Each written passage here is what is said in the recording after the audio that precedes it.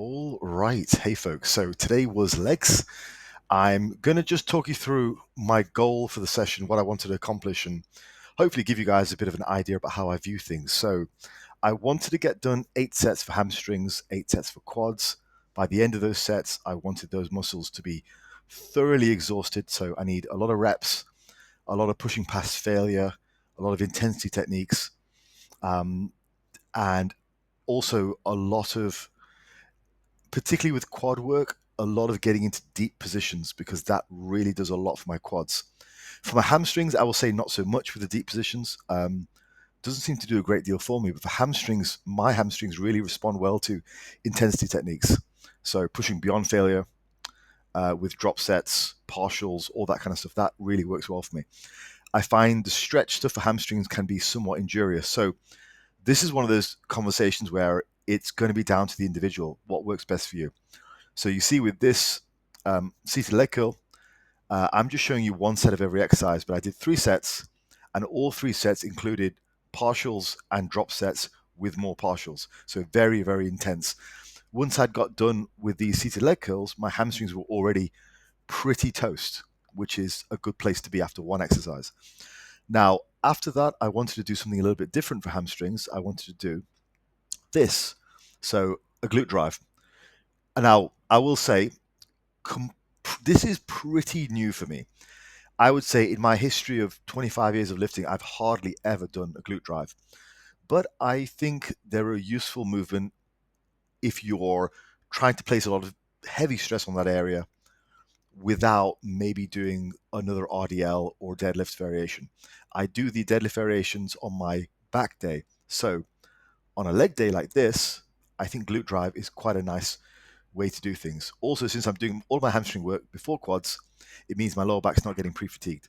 But yeah, I like it. It's if you've got a setup like this, it's valuable. I'm not a big fan of the barbell setup, but something like this is great.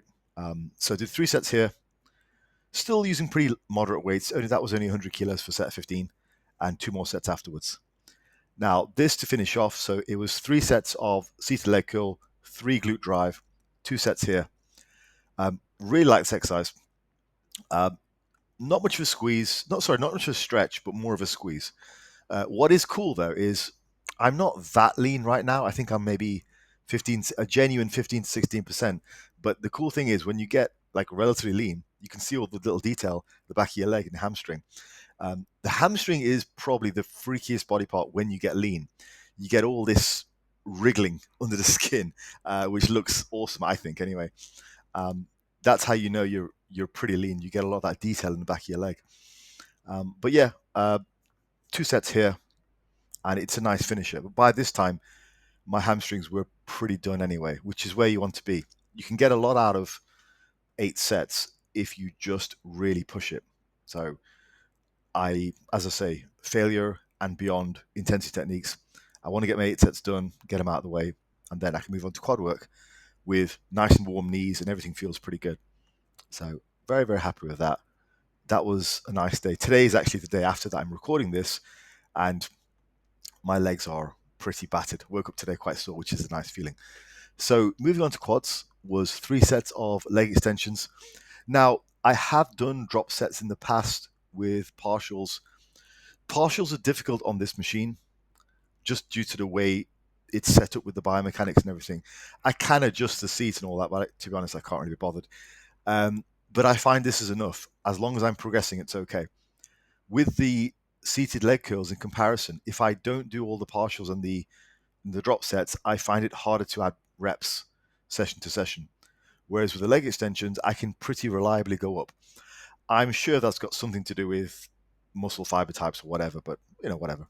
Whatever works, whatever gets you stronger, then clearly it's worked. The proof's in the pudding. Now, this is a new one for me. This is the Jim Lecco seated leg press.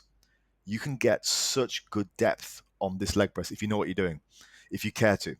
So I find as a general rule, it's something for you guys to bear in mind if you're trying to get depth.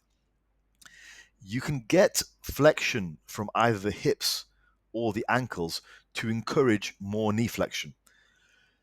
I prefer to get flexion from the ankles, so I don't mind if my heels come off the platform a little bit. You can see my feet are already quite low on the platform. They're not up high. That's the first step. But the other thing is you want to try and get a bit of flexion coming from your ankles rather than your lower back. That's a bit more dangerous. Would not recommend that at all. Hopefully that made sense. But have a rewind and watch the video. Anyway, final exercise was this. Was my favorites. Worked in with this young girl here.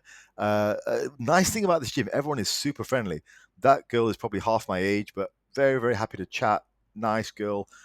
Said she's been working out for some 18 months, so we had a bit of a chat, a bit of banter, and people are just super friendly. It was very, very nice. But what the goal here was to get full knee flexion to the point where, I can't bend the knees any further. For me, that's a good workout. And also initiate a very, very slight pause at the bottom just to make sure I'm getting the most out of the weight. This was only 3 plates aside. So 3 plates on this after the leg extensions and the leg presses. I felt here 2 sets was enough.